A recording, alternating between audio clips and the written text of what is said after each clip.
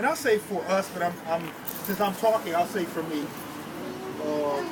He came to black folks with a plan that covered all bases. Marcus Garvey gave instructions that told us how to think and act in every area of our behavior, how to build economically, how to build in terms of the family, how to think spiritually, how to develop ourselves in terms of our education. Marcus Garvey came into this society at a time where his greatness was increased because of the conditions that we were living in. When I was young, my mother was really excited about, my mother and father were really excited about Martin Luther King.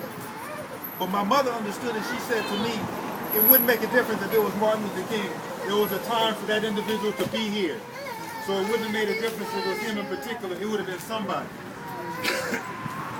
I would say the same thing about Marcus Garvey in terms of that time. There was a time when black folks had so little self-respect, so little love and appreciation for ourselves, so the core of his message was about us learning how to love ourselves, about us developing for ourselves, about us stop looking to other people for guidance. So a lot of the messages that we're hearing from other people, that we've heard from other people since then, things like you need to take the image of enemies out of your house and fill the house full of images of us. This was part of Marcus Garvey's message. The idea that we need to take our children out of the insanity of other people's schools and create the schools that we need for them. That was part of Marcus Garvey's message. Another major part of Marcus Garvey's message, which most people really focus on, had to do with the economic side. There is absolutely nothing that we need that we shouldn't be making for ourselves. And these aren't words out of my mouth, these are words out of his mouth. There's absolutely nothing that we should need or should want that we shouldn't be able to make for ourselves, that we shouldn't be able to distribute for ourselves, that we shouldn't be able to have for ourselves.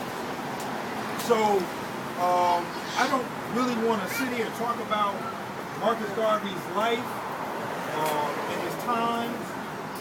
Folks need to do that really on their own. Folks need to read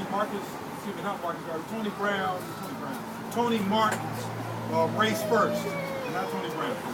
Tony Martin's Race First. It's a phenomenal discussion of Marcus Garvey. A shorter version is found in the front of Amos Wilson's Pan-African Nationalism versus the New World Order. It's a very good discussion there at the beginning, which you might want to read. But